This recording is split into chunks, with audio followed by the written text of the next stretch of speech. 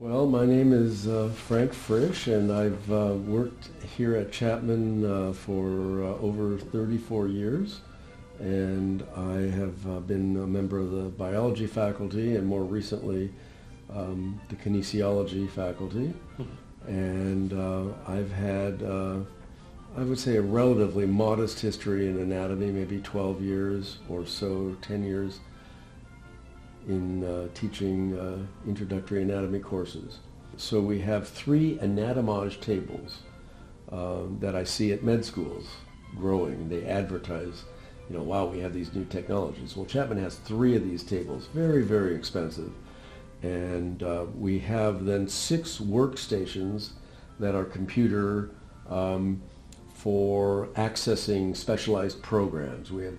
We subscribe to specialized programs so students can learn anatomy through several different ways. At first I was quite against it, and I said, well, the cadavers are so great when your elbows are in a cadaver and you talk about a human body in front of you and their aspirations. They had grandchildren, maybe they had drove cars and saw movies.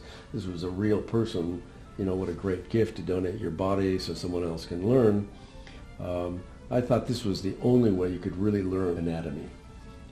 I have changed my position, and through the efforts of Dean Hill and Ken Sumida, who is chair of the department, we're trying these virtual labs in which the lab has been modernized to not include any animal dissection.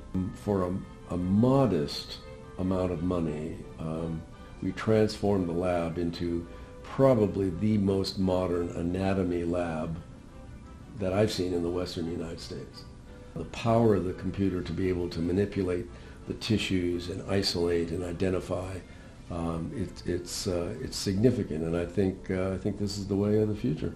The pro side of using these anatomage tables is that students can come in anytime. They have access to the lab by virtue of their telephone. But with the programs that we subscribe to, students can call up and they can basically have flashcards and anatomical referencing of a quite powerful nature right in their hand so that they can study when they're ready. Couldn't do that with cadavers. You couldn't have students in there unattended. I think in the half a semester that we've had, I would call it quite successful, and it portends to really solid learning of anatomy for our undergrads, which is our goal. I tell my students that the content is much less important than the strategies that they employ to learn that information. I tell my students that they're going to learn a whole ton of vocabulary and a lot of elements that you may forget, but learning how to do that massive learning, relatively short amount of time, is a skill that's useful well beyond the boundaries of the course. Even though I'm testing on content, the real advantage is in how they're going to learn. And in that regard, I think we hit a home run with the virtual lab. I think the learning and the amount of learning and the processing that students do is every bit as good as when we use cadavers.